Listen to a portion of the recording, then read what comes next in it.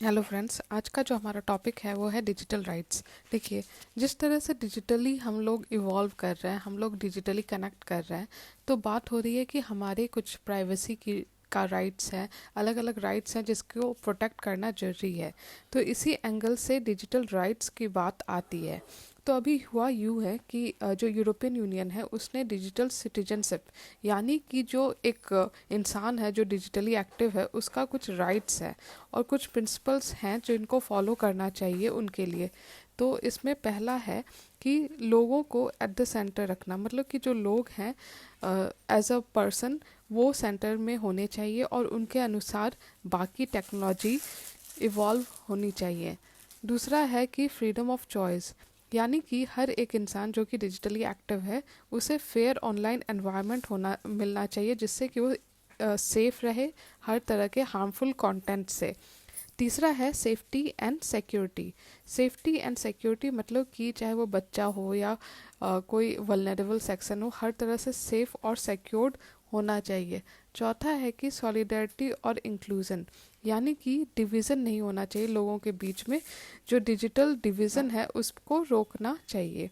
पांचवा है पार्टिसिपेशन, यानी कि डिजिटली भी जब लोग इन्वॉल्व होते हैं, चाहे वो किसी सोशल ग्रुप में हो या किसी ऑनलाइन प्लेटफॉर्म पे हो, तो वहाँ पे डेमोक्रेटिक प्रोसेस फॉलो होना चाहिए। जो लोग हैं उनको एक्टिवली डेमोक्रेटिकली इंगेज करने देना चाहिए और एक कंट्रोल भी रखना चाहिए ताकि किसी के राइट्स का हनन ना हो। नेक्स्ट है सस्टेनेबिलिटी। सस्टेनेबिलिटी की जो डिजिटल डिवाइसेस हैं उसको should support sustainability and green transition, यानी कि जो आपका इन्वायरमेंटल इम्पैक्ट है, जो कि आपका जीएस3 में आप इसको इंक्लूड कर सकते हैं कि डिजिटल का जब आप बात करते हो तो उसमें आपका डिजिटल सस्टेनेबिलिटी भी आता है। तो इस यही बात digital citizenship rights and principle for Europeans में बात कही गई है। अब बात है कि डिजिटल राइट्स जो है ये इस पे जो आपका डिस्कशन है, जिस जो न्यूज़ है, जो अलग अलग बातें हैं वो बढ़ रही हैं क्योंकि इसका मेन एम है पहला कि प्रोटेक्ट करना लोगों के राइट्स, सपोर्ट करना डेमोक्रेसी और साथ में इंश्योर करना कि हमारा एक फेयर और सेफ ऑनलाइन एनवायरनमेंट हो। दूसरा है कि प्रोवाइड करना guide for policy makers and companies, यानी कि जो पॉलिसी मेकर्स हैं उनके पास भी एक गाइड होना चाहिए, उनको भी एक समझ होना चाहिए कि उन क्या क्या ज़रूरतें हैं लोगों की। तीसरी है कि जैसा ये जो प्रिंसिपल है, हम जैसा मैंने बताया कि digital citizenship rights and principle जो कि यूरोपियंस के द्वारा हाईलाइट किया गया है इस तरह का। तो डिजिटल राइट्स होता क्या है? डिजिटल राइट्स, देखिए, एक ऐसा आपको फ्रीडम देता है, आपके राइट्स की बात करता है जिसमें कि आपको मिलेगा एक्सेस करने का, यूज़ करने का, क्रिएट और पब्लिश करने का डिजिटल मीडिया इन अ वे कि लोगों के एक्सप्रेशन या प्राइवेसी किसी भी तरह से हनन ना हो। दूसरा है कि एक तरह से ये जो universal declaration of human rights था उसका एक्सटेंशन है। तीसरा कि जो प्राइवेसी है या जो हमारा और आपका डाटा है उसका प्रोटेक्शन जरूरी है, तो उसको प्रोटेक्ट करने की ज़रूरत है किससे? तो ट्रोलिंग से, फिर ऑनलाइन थ्रेट्स से, हेट स्पीच से, तो इससे प्रोटेक्शन की ज़रूरत है। नेक्स्ट बात है कि नीड क्या है, ज़रूरत क्यों हो रही है डिजिटल राइट्स की, हम लोग बार बार बात क्यों कर रहे हैं डिजिटल राइट्स की? तो वो है पहला कि हमारे प्राइवेसी और पर्सनल डाटा, जैसा मैंने कहा, प्राइवेसी और डाटा इन दोनों का प्रोटेक्शन जरूरी है। तीसरा कि डिजिटल ट्रांसफॉर्मेशन ऑफ बिजनेसेस, देखिए नए नए एमएसएमईज हो या एंटरप्रेन्योर्स हैं, ये ऑनलाइन वेंचर्स अब स्टार्ट कर रही हैं, तो इनका जो ये ट्रांसफॉर्मेशन है इस कारण से भी हमें डिजिटल राइट्स की ज़रूरत है। तीसरा है कि एनहांस करना ट्रस्ट ऑफ इंडिविजुअल, यानी कि कोई भी इंसान हो, चाहे वो बच्चा हो, बूढ़ा हो, औरत हो या कोई जॉब सीकर हो, कंज्यूमर हो, उसे सेफ फील होना चाहिए डिजिटल प्लेटफॉर्म पे। चौथा है कि supporting workers to in adjusting to changes brought on by digitisation to the labour market, मतलब कि जो नए, मतलब कि जो वर्कर्स हैं उनके भी स्किल को अपग्रेड करने की ज़रूरत है। जो लेबर मार्केट है उसका डिमांड बढ़ रहा है ड्यू टू डिजिटाइजेशन, तो जो इस तरह के वर्कर्स हैं उनको सपोर्ट की ज़रूरत है। पांचवा है कि टैकलिंग पैंडमिक, जब कोविड-19 का क्राइसिस आया तो हमने देखा कि बहुत सारे र्यूमर्स या फेक न्यूज़ चल रहे थे। तो इसने हमें इस बात का ज़रूरत फील करवाया कि हमें डिजिटली भी कोविड के अगेंस्ट एक्टिव रहने की ज़रूरत है। और साथ में जो रिसर्च हुआ या डाटा गैदरिंग में भी डिजिटल प्लेटफॉर्म्स हेल्प किए हैं ड्यूरिंग कोविड। तो इसलिए जब इस तरह के पैंडमिक आते हैं तब भी समझ में आता है कि डिजिटल प्लेटफॉर्म्स का क्या इम्पोर्टेंस है। नेक्स्ट है aligning R&D initiative with the infrastructure and digitisation plan. 7th point है कि supporting isolated remote low density low income and outermost region. मतलब कि कई बार क्या होता है कि एक डिजिटल डिवाइड दिखा जाता है लोगों के बीच में भी और रीजन के बीच में भी। इसको भी कम करने के लिए ये जरूरी है।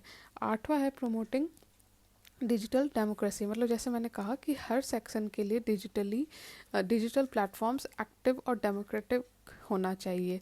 एक तो आपको डिजिटल डिवाइड कम करना है, दूसरा कि डेमोक्रेटिक बनाना है ऐसे हर प्लेटफॉर्म को। 9th है कि प्रमोट करना रेस्पॉन्सिबल और secure data management by public and private sector. तो इस तरह से हमने देखा जो नीड है। अब बात करते हैं चैलेंजेस की। चैलेंजेस क्या क्या फेस करते हैं जब हम डिजिटल राइट्स की बात करते हैं। तो पहला है डिजिटल डिवाइड। जैसा मैंने कहा कि बहुत बड़ा सेक्शन ऐसा है कि वो इस प्लेटफॉर्म को यूज़ ही नहीं कर पाता क्योंकि उसे नॉलेज नहीं है, स्किल नहीं है, उसे अवेयरनेस नहीं है। दूसरा कि वल्नरेबल टू मिसयूज़। मतलब कि कई बार देखा गया है कि ऑनलाइन प्लेटफॉर्म के थ्रू फेक न्यूज़ र्यूमर्स उड़ते हैं और मोवोफोबिक और हम जेनोफोबिया रेसिज्म फिर मिस इन्फॉर्मेशन ये सब बढ़ता है और इसका मिसयूज़ किया जाता है। तीसरा है राइजिंग इनइक्वालिटी। मतलब कि ऐसा नहीं है कि जब हम इनइक्वालिटी की बात करते हैं तो सिर्फ वो फिज़िकल वर्ल्ड में है, बट ये वर्चुअल वर्ल्ड में भी उतना ही है। ये अलग अलग तरीके से दिखता है लेकिन ये वर्चुअल वर्ल्ड में भी है। चौथा है प्राइवेसी इशू। प्राइवेसी इशू एक बहुत बड़ा इशू बन के निकल रहा है क्योंकि आपका डाटा है को कलेक्ट किया जा रहा है, किसी और कंट्री में भेजा जा रहा है या कोई एक कंपनी ही उसको यूज़ कर रही है अपने अनुसार। तो मैं डिसाइड करूँगी ना कि मेरा डाटा है तो वो कैसे यूज़ होगा, आपका डाटा है तो आप डिसाइड करोगे कि कैसे यूज़ होगा, लेकिन वो हो नहीं रहा है। 5वां है कि डिजिटली फैसिलिटेटेड रिप्रेशन। मतलब कि जो गवर्नमेंट है, कई बार देखा गया है कि गवर्नमेंट भी ऐसे प्लेटफॉर्म को यूज़ करके जो लोग हैं उनको सेंसरशिप करना, उनको ब्लॉक करना या मॉनिटर करना उनका ऑनलाइन एक्टिविटीज़ को, इसमें गवर्नमेंट भी इन्वॉल्व है जो कि गलत है। ये और हमारे जो डेमोक्रेसी है, हमारा जो डेमोक्रेटिक नॉर्म्स हैं उनके उसके अगेंस्ट जाता है। छठा है कि हमारा ह्यूमन राइट्स का वायलेशन। और 7वां lack of focus on child right. जैसे मैंने कहा कि कुछ वल्नरेबल ग्रुप्स हैं जैसे कि बच्चे हो गए और कई सारे एग्जाम्पल है जैसे ब्लू व्हेल गेम का जो बात हुआ था जिसमें चिल्ड्रंस बहुत ज़्यादा फंसे थे। तो बात है कि चाइल्ड राइट्स पे भी उतनी फोकस करने की ज़रूरत है क्योंकि आफ्टर कोविड हमने देखा है कि जो चाइल्ड और ज़्यादा उनका ऑनलाइन एक्टिविटी बढ़ गया है, उनका ऑनलाइन फुटप्रिंट बढ़ गया है। तो ये बात देखनी पड़ेगी। अब वे फॉरवर्ड में जब आप जाओगे तो आप मेंशन करोगे कि ह्यूमन सेंटर्ड। मतलब कि आपको जैसा EU के भी पॉलिसी में दिखा कि आपको एक इंडिविजुअल को सेंटर में रख के पॉलिसी बनाना पड़ेगा, टेक्नोलॉजी बनाना पड़ेगा, प्राइवेसी लॉज बनाने पड़ेंगे। दूसरा है कि लिमिट करना होगा collection and use of personal data. मतलब कि गवर्नमेंट अपने अनुसार कलेक्ट नहीं कर सकती, उसे कुछ एक लिमिट में रखकर ही, अगर वो नेशनल सिक्योरिटी के लिए कलेक्ट कर रही है डाटा तो एक लिमिट होना चाहिए। ऐसा नहीं हो कि वो टारगेट कर सके किसी एक इंडिविजुअल को और मिसयूज़ कर सके अपने गवर्नमेंट पावर को। तीसरा है कि अपहोल्ड करना ह्यूमन राइट्स, एथिकल वैल्यूज़ और डेमोक्रेटिक पार्टिसिपेशन। मतलब कि जो ऑफलाइन यानी कि जो हम इन जनरल फिजिकल वर्ल्ड में जो मानते हैं वही हमें वर्चुअल वर्ल्ड में भी लाना पड़ेगा। चौथा है कि promoting multi stakeholder and wider international cooperation. यानी कि हमें R&D करने की ज़रूरत है, अलग अलग स्टेक होल्डर्स को इन्वॉल्व करने की ज़रूरत है। फिफ्थ है कि recognising the importance of green and digital technology, मतलब कि देखिए सब कुछ इंटरलिंक्ड है। जब आप डिजिटल टेक्नोलॉजी की बात कर रहे हैं उसमें भी आपका एनवायरनमेंट की बात होगी, क्योंकि हम लोग एनवायरनमेंट से इतना कनेक्टेड हैं और हमारे हर एक एक्शन का इम्पैक्ट एनवायरनमेंट पे पड़ता है, तो डिजिटल एक्टिविटीज़ का भी इम्पैक्ट हमारे एनवायरनमेंट पे पड़ रहा है। नेक्स्ट पॉइंट है कि एक डाटा प्रोटेक्शन एजेंसी की ज़रूरत है जो कि हमारे प्राइवेसी और डाटा प्रोटेक्शन को इंश्योर कर सके। अगर हम इनिशिएटिव देखें जो कि इम्पॉर्टेंट है बहुत ज़्यादा, आप ये कहीं मेंशन भी कर सकते हो और प्रीलिम्स पर्सपेक्टिव से भी इम्पॉर्टेंट है कि क्या क्या इनिशिएटिव्स लिए गए हैं फॉर डिजिटल राइट्स। इसमें है गवर्नमेंट के द्वारा, अगर हम बात किया जाए तो पहला है international bill of rights Brazil के द्वारा, दूसरा क्राइस्टचर्च कॉल, ये न्यूजीलैंड का इनिशिएटिव था। जब न्यूजीलैंड में टेररिस्ट अटैक हुआ था और वहाँ पे उन टेररिस्ट ने ऑनलाइन पूरा अपना पूरे एक्टिविटीज़ को दिखाया था, तो उसके बाद ये क्राइस्टचर्च कॉल लाया गया था to eliminate terrorist and violent extremist content online. तीसरा है Paris call for safe and secure cyber space. Next है आपका इंडिया ने अपना बनाया है पीडीपी बिल, मतलब personal data protection bill. Next है national policy on universal electronic accessibility. और लास्टली ये भी बहुत इंपॉर्टेंट है, जनरल डाटा प्रोटेक्शन रेगुलेशन, ये है आपका ईयू का, ये बहुत ज़्यादा इंपॉर्टेंट है, इसको भी याद रखिएगा।